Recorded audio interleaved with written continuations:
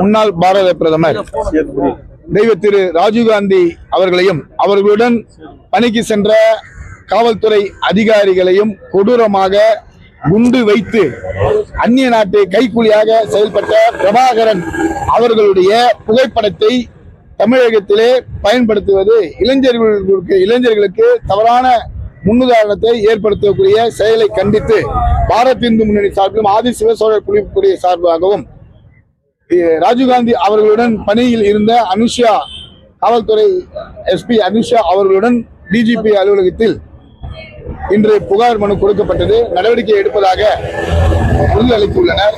அது மட்டுமல்ல, இன்று பாத்தீங்கன்னா தமிழகத்துல திமுக ஆட்சி பொறுப்பேற்றதிலிருந்து பாத்தீங்கன்னு சொன்னா குறிப்பா தீவிரவாதத்தை ஆதரிக்கக்கூடிய செயலாக தான் மாண்புமிகு முதல்வர் அவர்கள் செயல்படுகிறார் என்பது வெளிப்படையா நம்ம பாக்குறோம். காரணம் என்ன கேட்டீங்கன்னா, நீங்க பார்க்கலாம், பிரபாகரன் அதாவது ராஜீவ்காந்தி அவருடைய கொலை வழக்கில் தண்டிக்கப்பட்டவங்க எல்லாம் மன்னிக்கப்பட்டு விடுதலை செய்யணும்னு சொல்லிட்டு அதுக்கு ரிலீவ் பண்ணது தமிழக முதல்வர் தான்.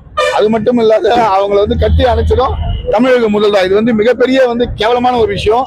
அது மட்டுமல்ல, கோயம்புத்தூர் குண்டு வெடிப்புலையும் கைதிகளையும் முஸ்லிம் எல்லாரையும் விடுதலை செய்ததும் தமிழக முதல்வர் தான்.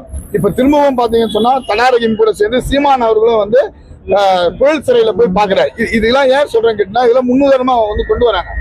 புயல் சிறையில போயிட்டு போலீஸ் பக்கத்துல பன்னா இஸ்மாயில் இவங்க எல்லாம் போயிட்டு பாக்குறாங்கன்னு சொன்னா இதெல்லாம் இந்த நாடு எதை நோக்கி பயணம் செய்யுது?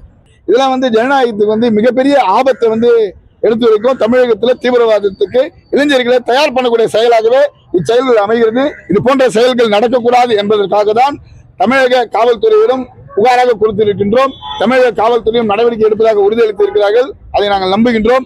அப்படி எடுக்காத பட்சத்தில் அரசியல் காரணமாக அழுத்தத்தின் காரணமாக காவல்துறை நடவடிக்கை எடுக்காத சூழல் ஏற்பட்டால் நீதிமன்றத்திற்கு சென்று எங்களுடைய கோரிக்கையை வைத்து அதை தடை செய்வதற்கு தலையாணையை பெறுவோம். நன்றி.